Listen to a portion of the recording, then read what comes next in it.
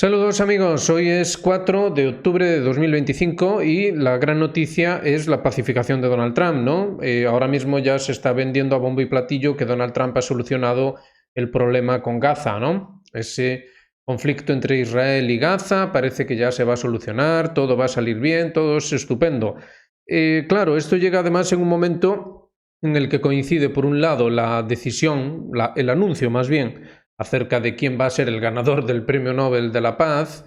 Va a ser el próximo día 10, cuando se va a anunciar esto. Y por otro lado también el fin de la legitimidad de la resolución 2231 del Consejo de Seguridad de la ONU acerca de la cuestión del programa nuclear iraní.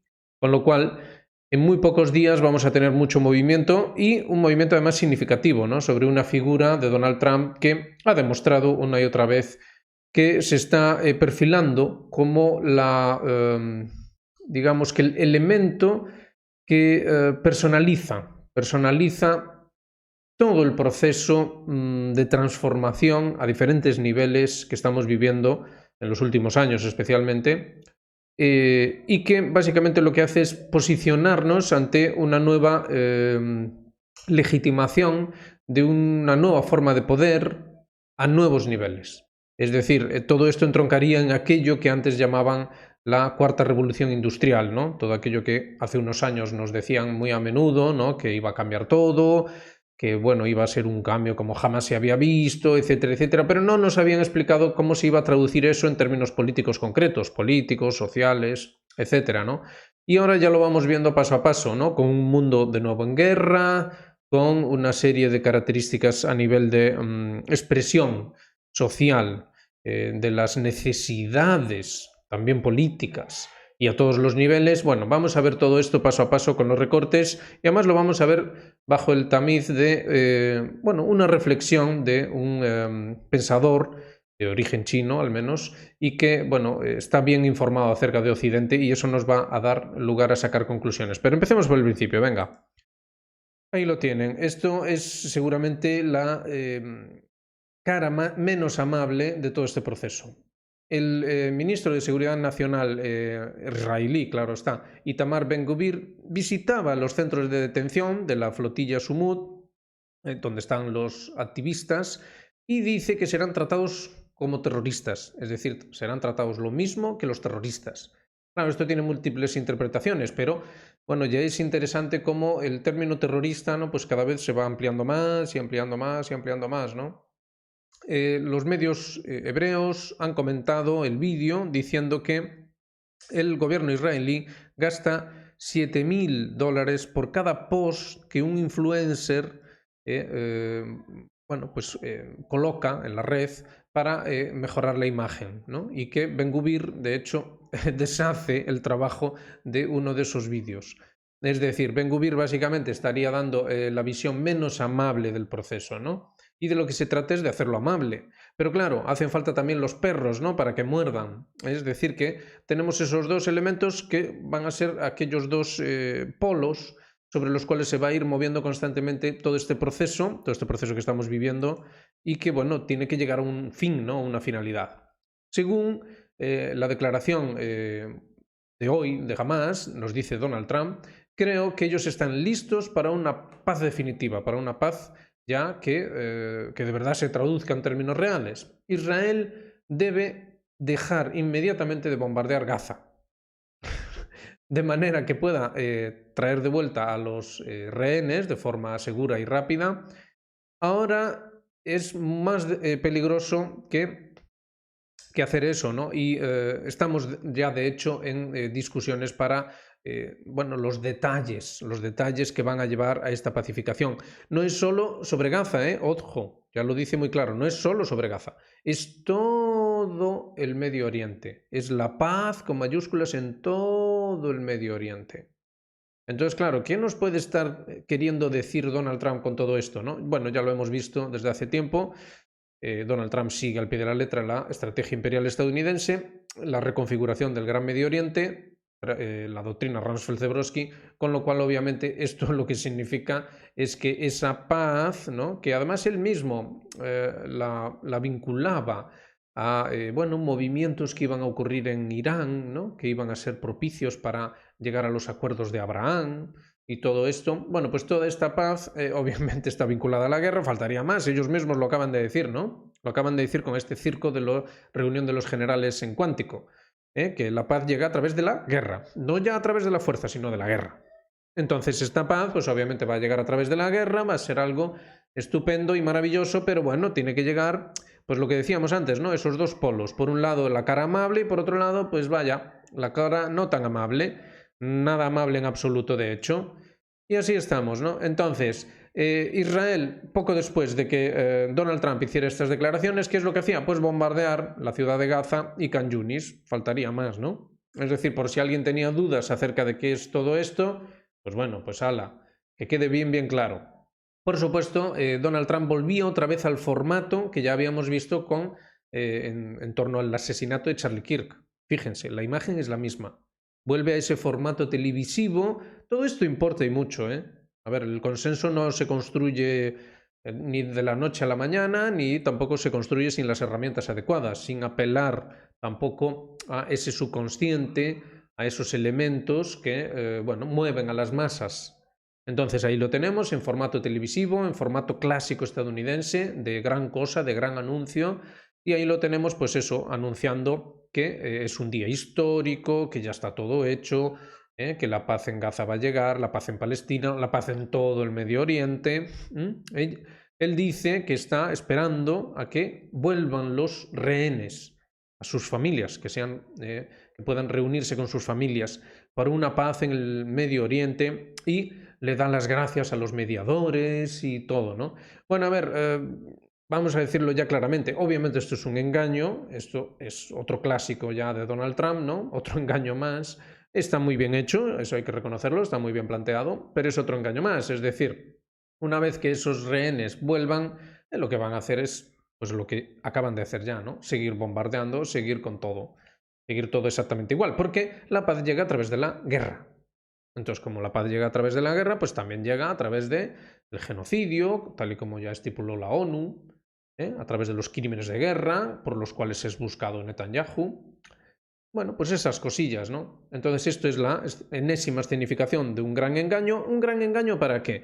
A ver, lo que se busca no es solo el consenso en Estados Unidos, ¿no? Ya lo hemos dicho muchas veces, no es solo una transformación, digamos, de reconfiguración del imperio hacia afuera para contentar a los de dentro, reconfiguración del imperio dentro para contentar a los de fuera. No, es todo el conjunto, es dentro y fuera. Todo el conjunto debe llegar a la conclusión definitiva de que esto es lo que hace falta. Hace falta esto para que ya se consolide todo el nuevo mundo de la revolución industrial, de las nuevas relaciones sociales, de la última revolución cultural, etcétera, etcétera. Con unas características que las vamos a ver ahora, bueno, pues definidas, precisas, unas características muy reconocibles, pero que tienen trampa, claro, tienen truco, faltaría más. Y esto redunda en lo que es al final el punto, digamos, definitivo, el punto definitivo de todo el proceso, que es la cuestión contratradicional. La cuestión contratradicional pues ya nos plantea todo este proceso que estamos viviendo en términos de trascendencia. Es decir, ya llegaríamos a la reconciliación con el pasado, en el sentido de que las personas del pasado eran tontos, que creían en un Dios pues absurdo, ridículo, etcétera, etcétera. Las personas del presente son muy listas y van a creer en un Dios, pero que no es ridículo. Es un Dios que te da cositas, que te permite consumir, que te permite divertirte, que te quita el mal rollo de cosas malas que pasan por ahí, que hace lo que hay que hacer, lo que es necesario hacer. Fíjense, toda una retórica del periodo de entreguerras, ¿no? En el periodo de entreguerras se llevan a cabo una serie de intentos de llevar a cabo este proceso. No pudo ser en aquel momento porque se interpuso pues lo que ya sabemos que se interpuso. Entonces ahora hay que llevarlo a cabo, ahora ya sí que sí, tiene que ser definitivo, hay que llevarlo a cabo y tiene que tener esas características. Y en ese sentido ahí lo tienen. El Comité Noruego del Nobel anunciará el viernes 10 de octubre el esperado ganador o ganadores del Premio Nobel de la Paz 2025. Entonces, no sabemos si se lo van a dar a Donald Trump, desde luego se ha hecho todo lo posible y lo imposible para que se lo den a Donald Trump, no sabemos si eso va a ser así, pero en caso de que sea así, pues tendríamos la enésima prueba más, ¿no?, de cómo lo que se está escenificando aquí, lo que se está implementando aquí, es nada más y nada menos que la cumplimentación de las profecías. Ojo, porque tiene trampa. Ojo, porque esto tiene truco. El truco estaría en que este Donald Trump, este Mesías pacificador, sería en realidad el gran engañador. Pero eso lo vamos a ver después, ¿no? Esto es en la siguiente temporada de esta serie. Entonces, de momento, en la primera temporada de esta serie, lo que vamos a ver es cómo todo va como la seda, todo va perfecto, maravilloso, estupendo, y llegamos a una paz universal y absoluta. Una paz universal y absoluta porque fíjense cómo se hizo la convergencia, el intento de convergencia falso con Rusia, no con todo aquello de Alaska, etcétera, etcétera. Como adelantábamos aquí, recuerden que la ONU va a ser pues apartada y se va a perfilar a un Israel renovado, ¿no? Bueno, nos lo estaban contando aquí, ¿no? Hombre, con la de dinerito que están, no, al principio era, ¿no?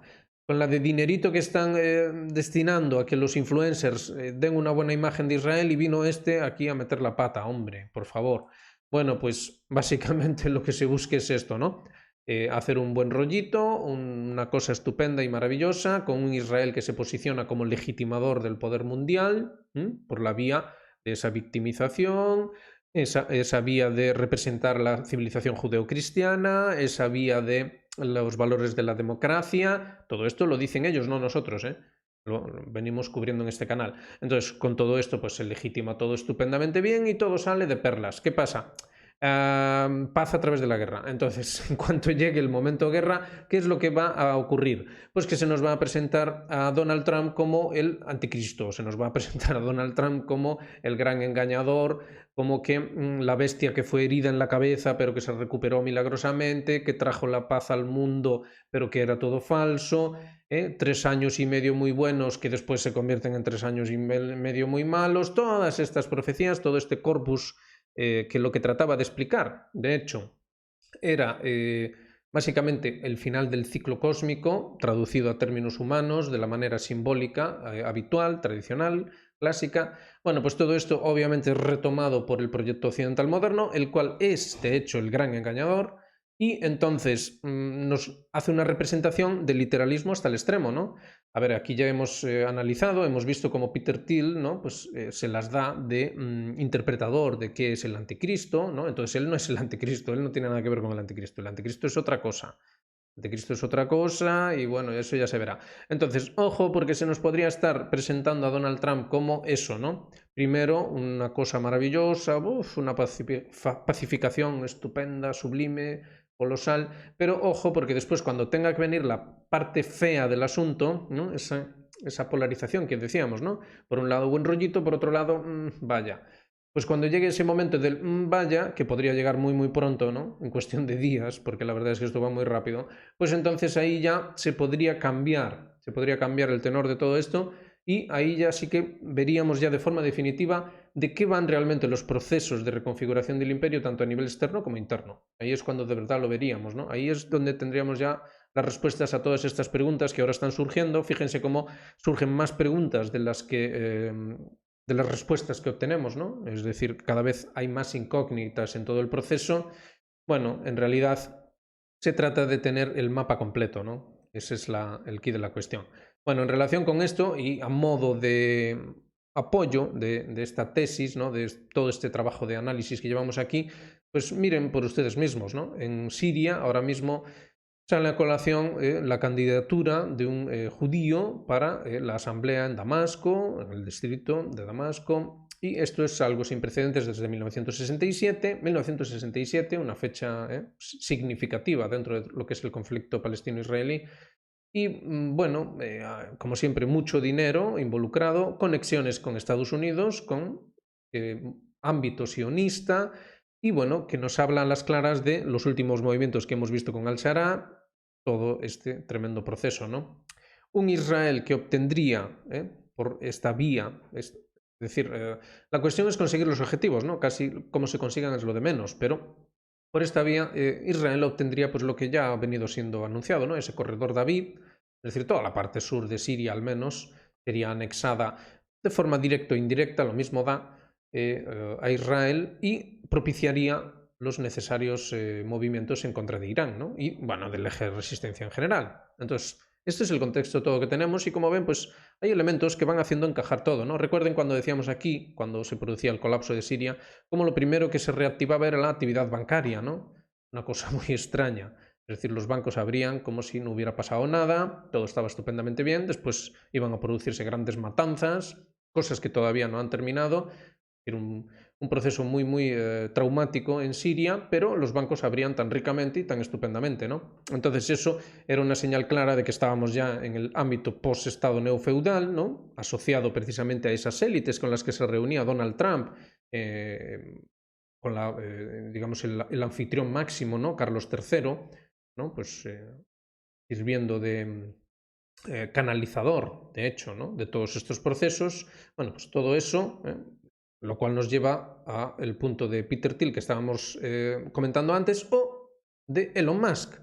Twitter parece ser que está procediendo a censurar cuestiones que no sean pro-israelíes, es decir, comentarios que vayan en contra del discurso, ¿no?, que veíamos al principio, ¿no? Ese discurso que está siendo financiado de manera explícita, pues cualquier cosa que no vaya en esa línea, pues nada, es censurado por eso, Elon Musk, ¿no? El super mega millonario, el cual formaba parte de la administración Trump, después se enfadó, después ya no está enfadado, ya se reconcilió, y es así todo, ¿no? Un guirigay, un idas y venidas, pero siempre se va cumpliendo el plan, ¿no? El plan de fondo.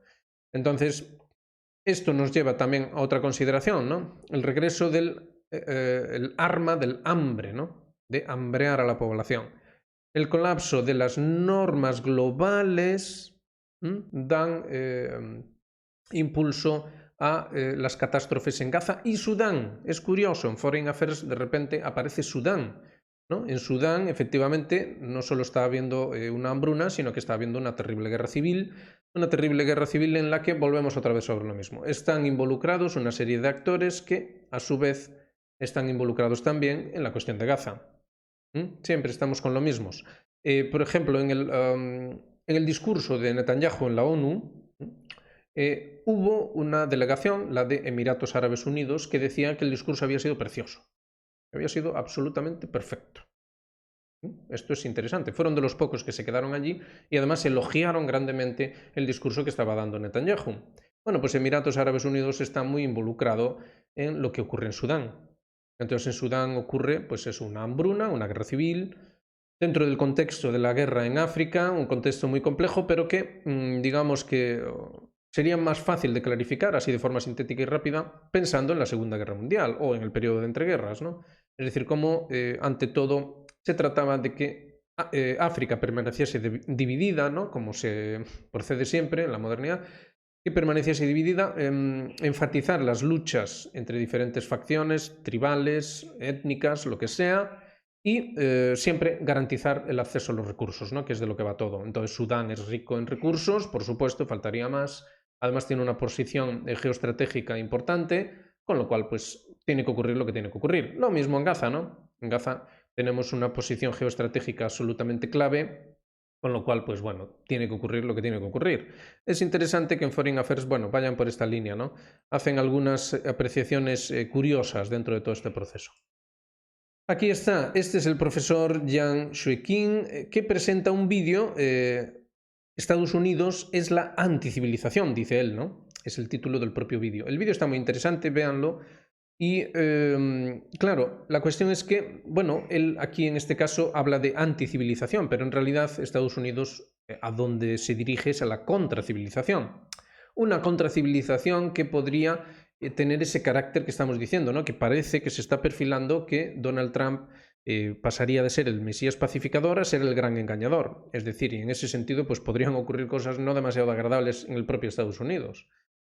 Pero en última instancia debe ser la contracivilización mediante el carácter sionista. El carácter sionista que tendría, por supuesto, sus aspectos bueno, asociados a la realeza británica, ¿no?, que lo que haría sería, de hecho, tratar de apoderarse de la legitimación histórica del poder en última instancia en el Imperio Romano, ¿no? El propio Shui Qing hace esta relación, ¿no? Entre, bueno, pues Estados Unidos y aquellos que le disputan la cuestión hegemónica en el mundo y tal, siempre según su visión.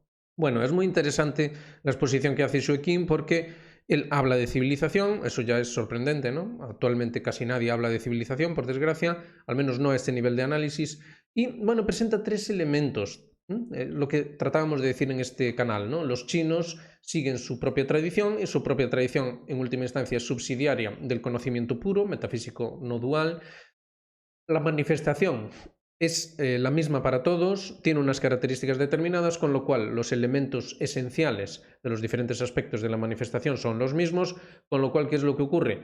Que obviamente Shui Qing también se fija en el ternario y en el cuaternario. No podía ser de otro modo, en el caso de la tradición china también es así, y entonces nos presenta tres elementos dentro de lo que es la civilización, o lo que él entiende que representa la civilización. Fíjense, él propone historia, cultura y valores como siendo los tres elementos civilizatorios, ¿no? Es curioso, aquí nosotros en nuestro libro, el libro que estamos presentando, hacemos una cosa totalmente convergente con el análisis de Shui Qing y nosotros proponemos esto, historia, filosofía y poder, ¿no? Entonces, no es contradictorio, puesto que cultura puede bien hacer referencia precisamente a los aspectos raíz de la cultura, los cuales en última instancia son filosóficos, no solo de la cultura, sino de la ciencia, ¿no? Tal y como se entiende hoy en día, claro. Y en cuanto a los valores, obviamente, en última instancia son valores que lo que tratan es de hacer visible la virtud, y la virtud está vinculada, bueno, ya la propia etimología de la palabra lo dice, ¿no? Vinculada al poder en última instancia, es decir, aquello que hacemos los seres humanos, ¿no? Lo que manifiesta el poder en consonancia o no con el propio cosmos. Entonces, siguiendo esta línea, bueno, él va sacando una serie de conclusiones, también en base a el pensamiento de Alexis de Tocqueville. Probablemente Alexis de Tocqueville es el que mejor expresa el carácter de lo que era el Estados Unidos, el proyecto estadounidense, y a partir de ahí él va a establecer una serie de características asociadas con la civilización, es decir, en cuanto a historia, cultura y valores, él entiende que, digamos que hay que tener una serie de características conservadoras, pero claro, Estados Unidos nace a raíz de la Revolución Francesa, los procesos que se llevan a cabo en Europa, que son procesos contrarios a la tradición, ¿no? Que van en contra del antiguo régimen. Entonces, si tenemos eso en cuenta, claro, la convergencia de todo esto, ¿a dónde nos lleva? Nos lleva a la necesidad de plantear una alternativa. ¿Una alternativa a qué? Una alternativa a la tradición. Entonces, claro, de primeras aparece el concepto anticivilización, ¿no? En ese sentido, es un elemento que tiene que ver con el aspecto transformador del cosmos. Recuerden, ¿no? Lo que él plantea ahí como siendo característico de la civilización es algo conservador del cosmos, mientras que en el otro lado, en lo que él llama juego, vendría a ser el aspecto transformador del cosmos. Esto llega por la vía iniciática o pseudoiniciática, según el caso, tiene sus componentes, ¿no? De ciencia. Piensen, por ejemplo, en ciencia política, ¿no? Era interesante ver cómo hace unos años Putin decía ciencia política y decía, eso no puede ser ciencia. Bueno, es interesante ese aspecto científico, ese aspecto transformador, iniciático. ¿Y qué es lo que estaría conjugando todo esto? Pues estaría conjugando el juego, tal y como él lo expresa. El juego, ¿qué iría? Pues iría de presentar una serie de anti-elementos civilizatorios. Entonces él, por ejemplo, habla de la diversidad o de la inmigración, que son algunos aspectos que son nucleares en la construcción del Estados Unidos que conocemos, ¿no? Es decir, más allá del 1776, que por cierto, ahora van a hacer la celebración, ¿no? 2026 van a hacer la celebración del 250 aniversario. Más allá de esa fecha de independencia, estarían las décadas que siguieron y que fueron conformando el Estados Unidos dentro de esas características que hoy en día son, bueno, pues se llama la atención acerca de ellas desde el movimiento MAGA, desde ciertos aspectos conservadores dentro del país, etc., ¿no? Mientras que los demócratas siguen haciendo llamada a la diversidad, pero con otra connotación. De hecho, de ahí vino la cuestión de género y todos estos aspectos woke. Hacen también referencia a la inmigración, pero también desde otro punto de vista. Es decir, el Estados Unidos conservador, el Estados Unidos que se fue conformando, se hacía sobre la base de una diversidad, por ejemplo, de religiones, se hacía sobre la base de una diversidad que permitiese el juego económico, comercial, para conseguir en última instancia dinero. Y el dinero es lo que aporta estatus, es lo que aporta dignidad. Entonces, el elemento migratorio, por ejemplo, sería solo deseable en la medida en la que entra dentro del modelo juego, solo en esa medida. Entonces, el movimiento woke que vivimos durante estos años lo que haría sería continuar con esas tendencias típicas estadounidenses, pero más hacia allá.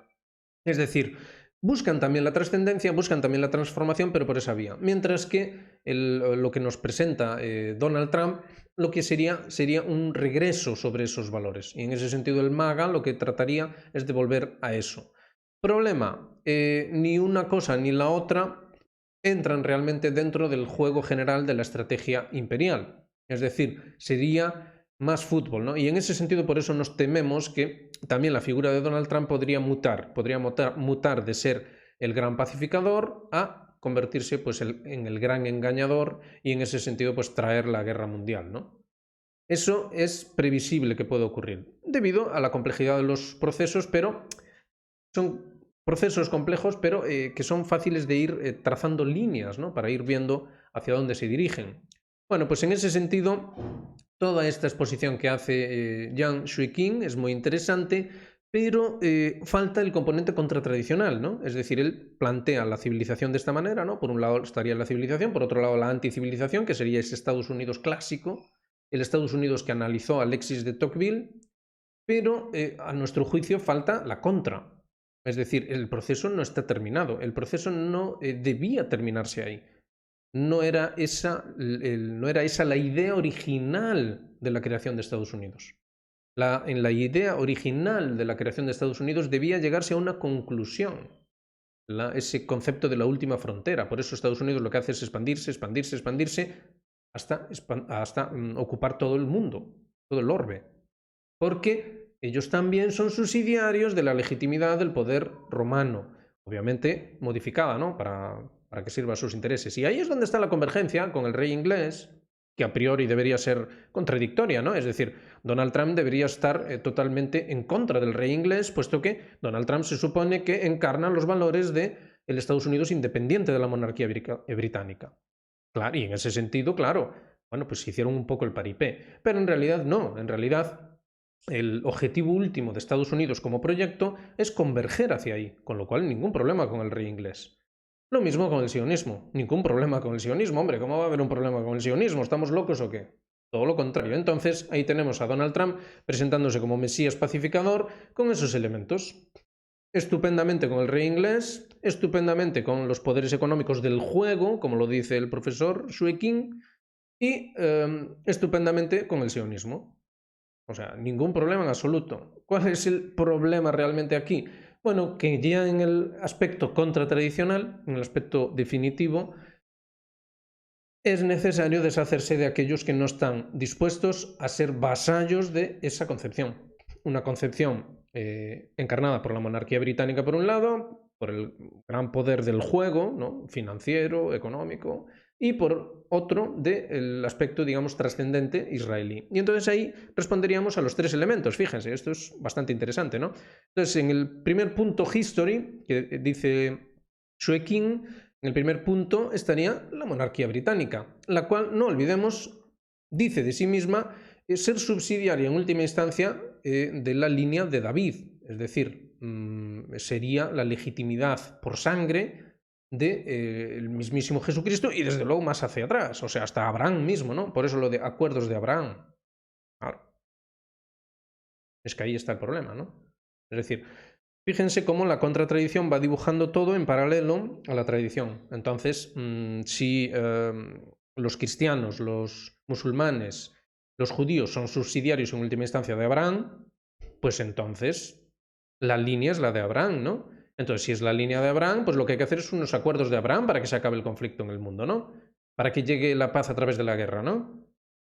Claro, el problema es que es un gran engaño. Es decir, no era esto lo que enseñaba la tradición. Lo que enseñaba la tradición a través de Abraham era que la inocencia y pureza en el corazón, siguiendo las características del cosmos, la jerarquía cósmica, en los diferentes aspectos, pero subsidiarios en última instancia de esa inocencia y pureza en el corazón, eso era lo que configuraba realmente la civilización. Pero no es lo que nos están contando, bueno, lo que nos cuenta Shue King con respecto a lo que realmente es el proyecto estadounidense. El proyecto estadounidense lo que pretende es meter su nuevo modelo contracivilizatorio a través o fundamentándose en elementos espurios. El primero, History, sería el de la monarquía inglesa, la cual en realidad no tiene ninguna legitimidad sobre el Imperio Romano, muchísimo menos sobre la línea de Abraham. Esto sencillamente no es cierto. La monarquía inglesa decidió tomar la deriva moderna y al decidir tomar dicha deriva no puede al mismo tiempo solicitar la legitimidad por esa vía. Lo mismo pasa con la Iglesia Católica, ¿no? La Iglesia Católica renunció a la tradición, pues entonces obviamente no puede pretender apelar a dicha tradición, ¿no?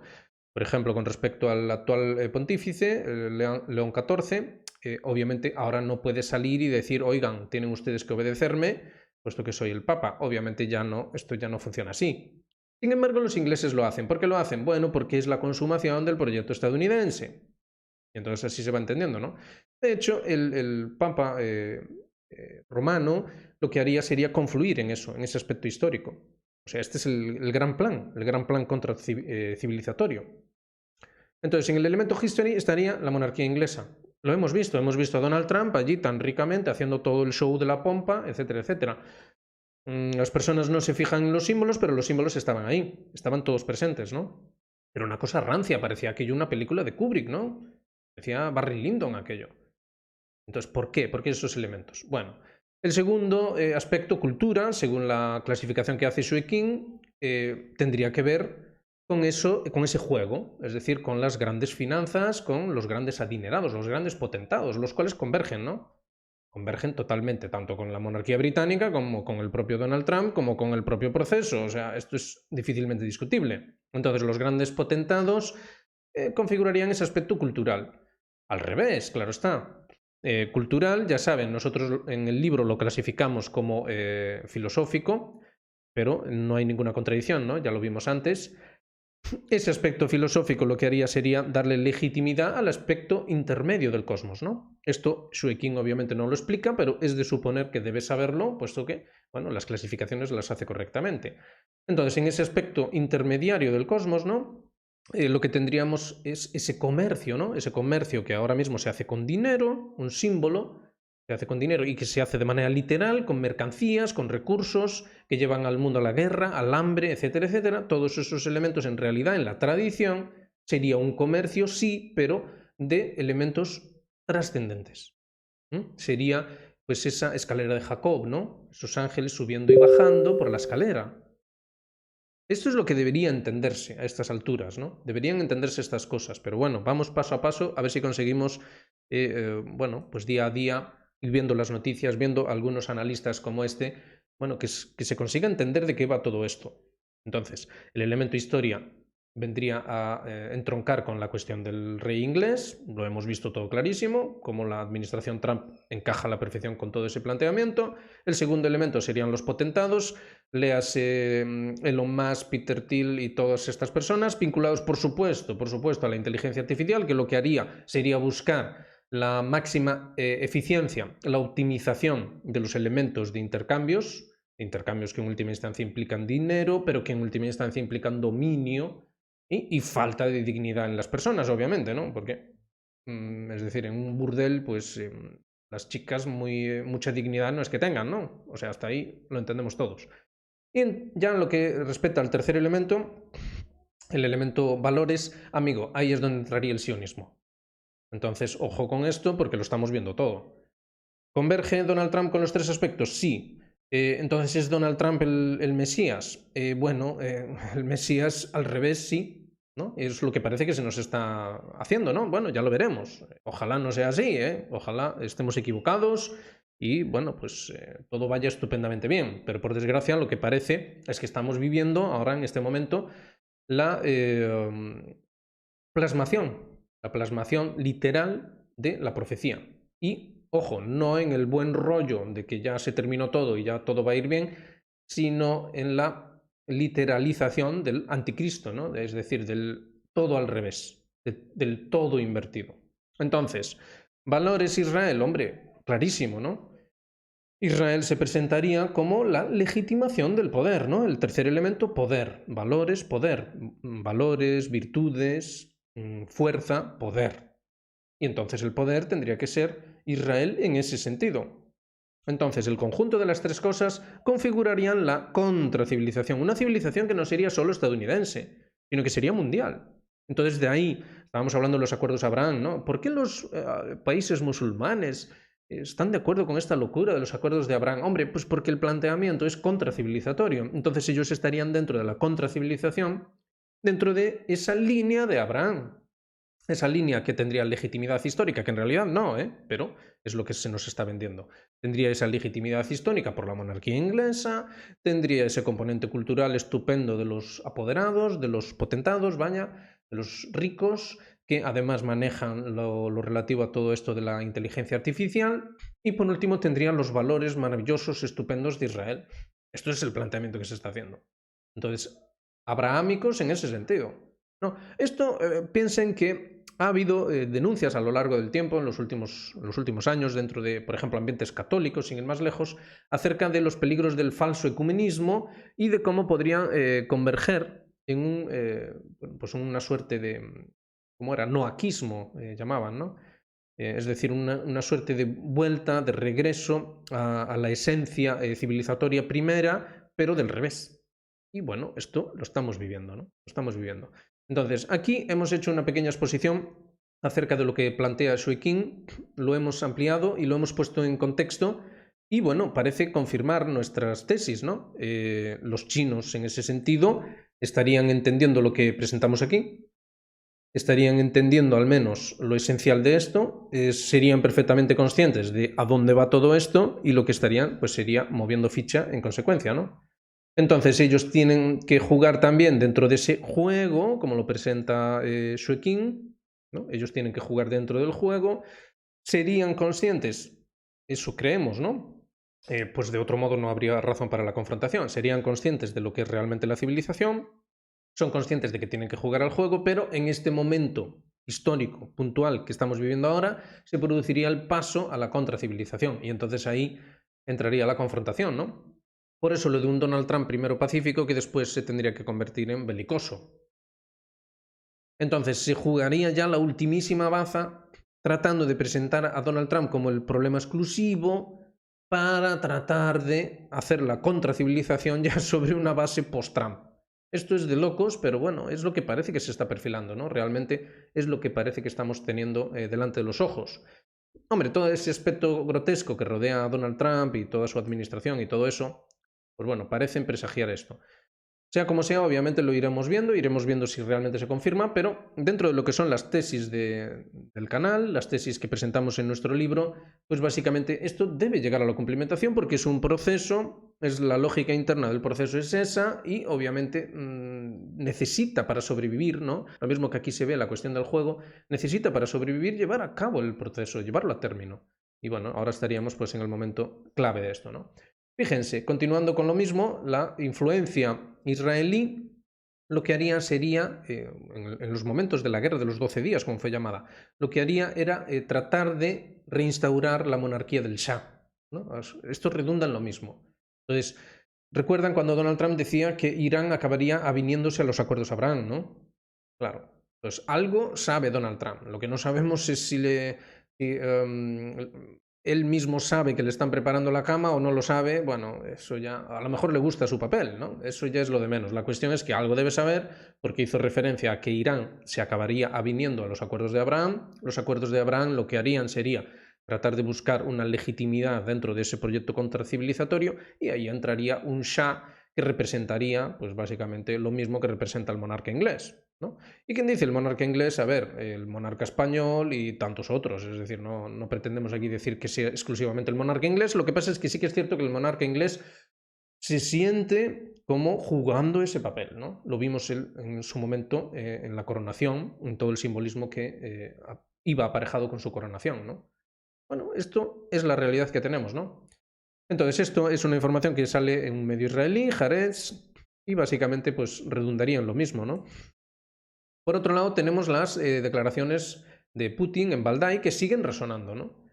Fíjense aquí, tomamos 3 en concreto que vienen totalmente al caso. No puede haber seguridad para nadie si esa seguridad viene a expensas de la seguridad de otro. Entonces, claro, esto ya nos llevaría más al aspecto más geopolítico dentro del contexto, ¿no? De lo que decíamos de ese no ultimátum de los rusos en diciembre del 21, que después precipitó la operación militar especial y, bueno, la situación en la que nos encontramos ahora. Es decir, los rusos básicamente decían que si no se cumplían aquellas condiciones que ellos decían, que básicamente implicaban que la OTAN no podía seguir en la línea en la que iba, pues ellos entendían que eso iba en contra de su seguridad y al ir en contra de su seguridad, pues no puede haber seguridad para nadie, ¿no? Es la base, es decir, continúan en la misma línea, ¿no? Putin continúa exactamente igual, en exactamente la misma línea que hace todos esos años.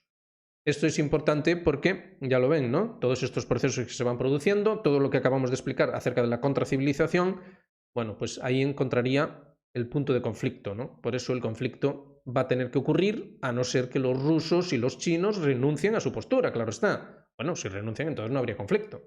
Pero si siguen en la línea y siguen, pues va a haber conflicto. No hay forma de solventar esto, ¿no? Por otro lado, fíjense, dice, el conflicto israelo-palestino es un claro ejemplo de cómo las políticas occidentales fracasan a la hora de resolver crisis. Interesante, ¿no? Que haya dicho esto. Entonces, ve todo el proceso como una política occidental, que lo es, por supuesto. Entonces, fracasan a la hora de resolver crisis. Recordemos el cuaternario, ¿no? Desmoralización, desestabilización, crisis, normalización. Entonces, no consiguen resolver la crisis para llegar a una normalización. Esto es interesante, es decir, Putin está comprendiendo el juego, está incluso apuntando dónde está el punto, la clave, donde se produce la falta de resolución. Y por último, fíjense, Putin comenta acerca de las dificultades que enfrentan las Naciones Unidas diciendo que parecen desunidas más que unidas. Lo que veníamos diciendo, cómo se está apartando a las Naciones Unidas, como cumpliendo esa función que los rusos tanto apelan a ella, ¿no? La Carta de la ONU, digamos, ese punto de resolución de la Segunda Guerra Mundial, pues aparece como no estando resuelto, con lo cual se vuelve sobre la cuestión del periodo de entreguerras, lo cual entronca a su vez sobre lo que estábamos explicando de la contracivilización. Es decir, volvemos otra vez a lo mismo, ¿no? Lo que nos explicaba Xue Qing, ¿no? El juego, cómo Estados Unidos por un lado se iba por una... bueno, esto no lo dice Xue Qing, ¿no? Lo hemos añadido nosotros. Cómo Estados Unidos con lo woke se iba por una vía, mientras que con el MAGA vuelve sobre otra. Y sobre esa base, pues tendríamos que... Bueno, estaríamos en ese juego de lo que ocurría en entreguerras en Europa, ¿no? Con el surgimiento de los fascismos y todo esto, ¿no? Es decir, por un lado también teníamos una tendencia izquierdista, análoga al asunto woke, por otro lado otra tendencia derechista, siempre entre comillas esto obviamente, análogo a lo que estamos viviendo ahora con el MAGA, ¿no? Esos elementos fascistas, fascistoides, como se le quieran llamar, ¿no? Y lo que hacen es una llamada a la civilización, pero que en realidad no son capaces de presentar, digamos, de forma clara elementos que realmente sí permitan volver a la civilización, ¿no? Es decir, no presentan un elemento histórico, cultural o de valores, sino que simplemente presentan algo espurio, ¿no? Una supuesta legitimidad histórica, una supuesta reinterpretación de lo que es la interactuación humana, ¿no? Con esto del dinero, los intercambios como siendo algo estrictamente material, de consumo, ¿no? Y obviamente eso asociado a una cuestión de poder, ¿no? Pues no, esto es una interpretación espuria del libre intercambio a un nivel trascendente. Es decir, los aspectos de intercambios materiales serían simplemente un símbolo de los intercambios trascendentes que se producen a un nivel intelectual, a un nivel de, para entendernos en lenguaje religioso, de ángeles, ¿no? Influencias psíquicas benéficas que redundarían en el beneficio común, con lo cual en la dignidad de cada uno. Es decir, justo lo contrario del dominio capitalista, ¿no?, clásico al que estamos acostumbrados y que Sui King pues, le llama juego, ¿no? En cuanto a lo de los valores, pues qué mejor ejemplo que lo que estamos viviendo, ¿no?, con todo esto de Gaza y todo este blanqueo acerca de Israel y bueno, todo lo que se está pretendiendo canalizar, ¿no? Entonces ahí lo vemos en la explicación de Putin claramente, ¿no? Estamos viendo diferentes puntos de vista que lo que hacen es confirmar la tesis, ¿no?, que llevamos en este canal desde siempre. Alexis de Tocqueville es bueno, la base que utilizó Sui King para hacer ahí su análisis y aquí hay un par de párrafos interesantes, ¿no? Fíjense, Alexis de Tocqueville o cómo el individualismo acabará con la democracia, ¿no? Interesante que lo plantea así. En La democracia en América, que es el clásico de Tocqueville, avisó de que el individualismo podría ser un caballo de Troya que pusiera la puntilla a la misma democracia que lo alumbraba, ¿no? Esto aquí es donde vemos que falta profundidad de análisis, ¿no? Se ve en estos detalles. Es decir, Tocqueville era liberal, era, bueno, pues un moderno. Tocqueville era un moderno. Lo que pasa es que, claro, en comparación con ahora, pues tenía un nivel intelectual inmenso, ¿no? Y era capaz de comprender bien los procesos, pero él en realidad estaba involucrado en el proceso moderno. Esto también hay que entenderlo. Entonces, claro, esto del individualismo es esa incapacidad para entender la diferencia entre lo general y lo universal, con lo cual la diferencia entre el individuo y la persona. Claro. Una cosa es el individuo y otra cosa es la persona que hace llamada, lo mismo que en el Purusha hindú, hace llamada en realidad al grupo, pero al grupo complementario. Es decir, a un grupo que comulga, ¿no?, como en el catolicismo, ¿no?, la cuestión de la comunión. Un grupo que comulga en lo que en última instancia es la inocencia y la pureza en el corazón. Y eso, de hecho, conforma el núcleo de la civilización. Entonces, Tocqueville no entiende esto. Bueno, es un excelente intelectual, no vamos a criticar eso, pero no entiende este elemento más profundo de la cuestión, ¿no? Entonces él pasa a analizar lo que ve en Estados Unidos y claro, tiene esa honestidad intelectual de decir, uy, aquí pasa algo siniestro, ¿no? Es decir, Tocqueville es moderno, es liberal, pero es un liberal conservador bien entendido, es decir, hace referencia todavía a elementos que pervivían de la tradición y, bueno, simplemente trataban de hacer un planteamiento anticivilizatorio, pero que funcionase, ¿no? No que funcionase en base al juego, sino que ellos imaginaban que podía funcionar de otra manera, ¿no? De hecho, el propio Sui King hace referencia a esto, ¿no? De, bueno, ellos pretendían hacer una civilización, lo que pasa es que al final, pues no fueron capaces, no quisieron, no pudieron, bueno, lo que sea, ¿no? Entonces, claro, falla lo elemental, ¿no? Falla esa confusión entre lo general y lo universal, entre el individuo y la persona. Nuestro autor sitúa el origen de todos los males en el individualismo, que es una de las consecuencias inesperadas de las sociedades igualitarias, ¿no? Es curioso cómo Sui King también hace referencia al aspecto axial, hace así él un gesto, y el cardinal, ¿no? Entonces, en el axial, que tendríamos el orden, justicia y responsabilidad de la tradición, ¿no? Bueno, ya saben, sugestión, control del discurso, consenso, en la operación contra-civilizatoria, contra-tradicional, pues ahí en ese aspecto axial es donde trata de, Tocqueville, ¿no?, trata de situar la cuestión de un no individualismo, no al menos con las características que él mismo veía en Estados Unidos. Es decir, él ahí nota una preocupación, ¿no? Claro, esto es debido a esa incapacidad de entender, ¿no?, la diferencia entre individuo, persona. Claro, la persona ya había pasado a ser sinónimo de individuo, ¿no?, o como mucho pues una fórmula jurídica, pero ya no tenía ese significado simbólico profundo, ¿no? Bueno, pues eso, sociedades igualitarias entonces, ¿sobre qué base? Sobre la base de ese individuo, un individuo despojado de la personalidad en esa acepción que estamos expresando aquí. Es un individuo apartado de la trascendencia. Es decir, es como que no va con él. La trascendencia no va con él.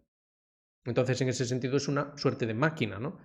Y esto es uno de esos elementos recurrentes y recurrentes en la cultura moderna. Una y otra vez vamos a ver al individuo máquina, ¿no? Ya desde el pensamiento de Descartes a toda la cultura que tenemos actualmente, ¿no?, con los robots, los androides, todo esto, ¿no? Entonces, el francés avizoró que llegaría un momento en el que los estados liberales serían capaces de repartir prebendas entre todos los ciudadanos. La verdad es que es asombroso, ¿no?, la capacidad de análisis que tenía Tocqueville, ¿no?, como lo vio muy bien esto. trabajo, hogar, alimento, salud, divertimentos, etc., rompiendo los lazos comunitarios y de solidaridad que necesariamente existían en el antiguo régimen, donde la supervivencia por uno mismo era imposible.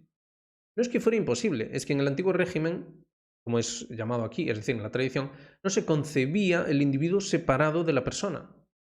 Es decir, esta comunidad era la persona. La persona no era un tipo.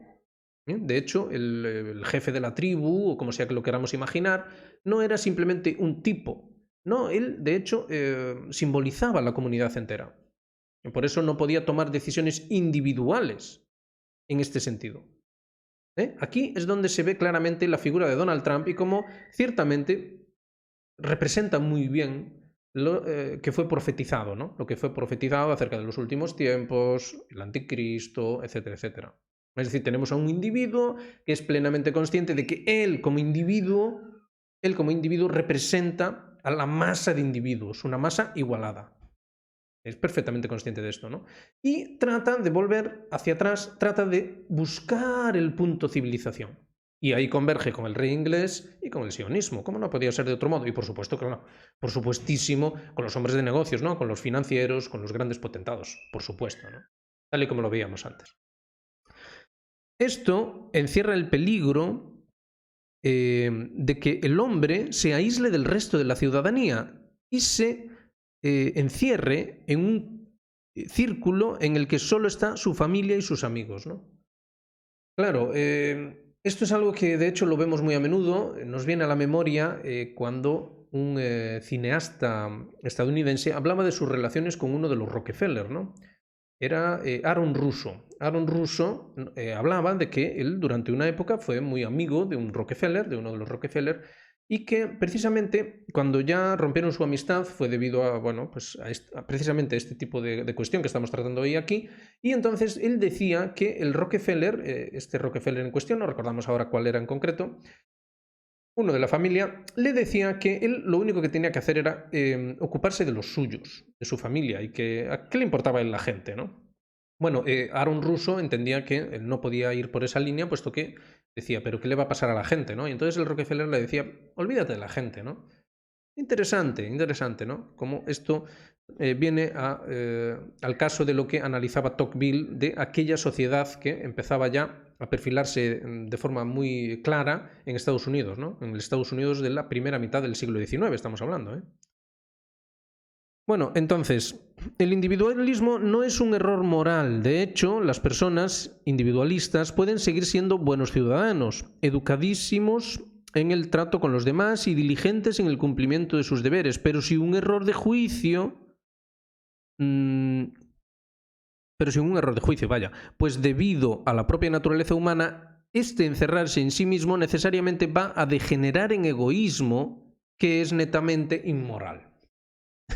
Es curioso cómo al final Tocqueville, al no tener esta necesaria profundidad de análisis, acaba derivando hacia lo moral, ¿no? Esto es algo que estamos viendo constantemente también. Es decir, claro, el individuo termina en el egoísmo, ¿no? En el egoísmo del consumo, en el egoísmo que de hecho es lo que se ha hecho cultura en Occidente, ¿no?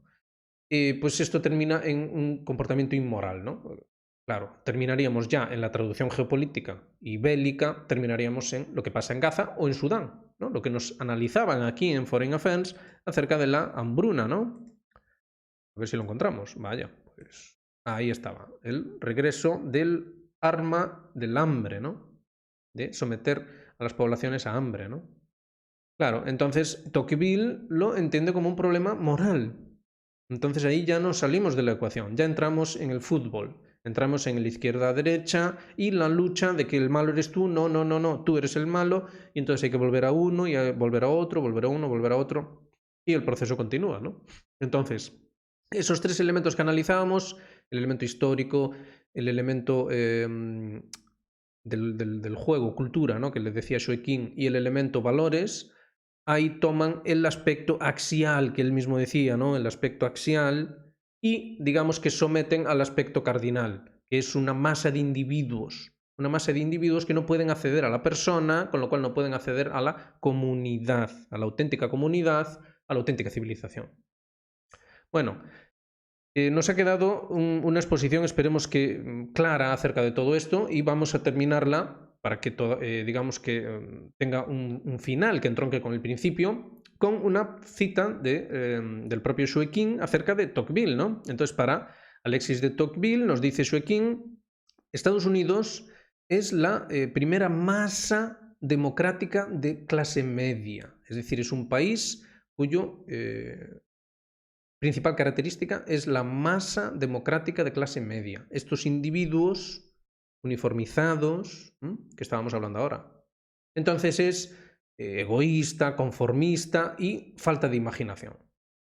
Entonces él, el propio Tocqueville, se teme que todo lo estadounidense lo que haga sea hacer al mundo, es decir, este sueño americano, ¿no? Lo que después iba a llamar sueño americano, que este sueño americano lo que haga sea atomizar, uniformizar y mediocrizar al mundo entero.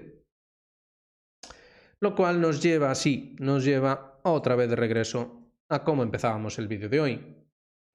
Como el ministro israelí llama terroristas a los activistas de la flotilla Sumud, los cuales les puede criticar todo lo que se quiera, pero iban allí a llevar ayuda humanitaria, a romper ese bloqueo que lo que está haciendo es someter al hambre, ¿no? A la muerte por hambre, a toda una nación o todo un país.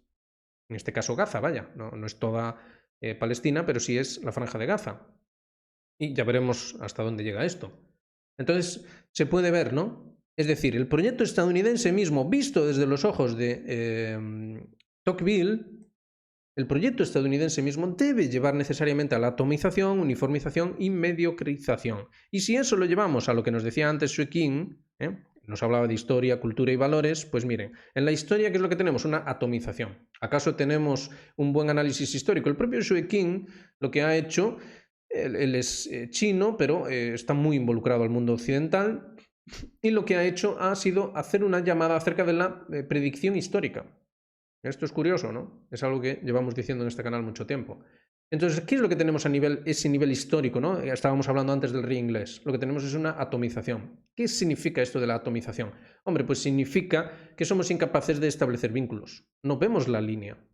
Lo único que vemos son hechos aislados. Ah, bueno, pues ahora el rey inglés es Carlos III. Ah, bueno, pues... Y antes era la madre, ¿no? Bueno, y después era el hijo. No significa nada, no hay nada que ver aquí.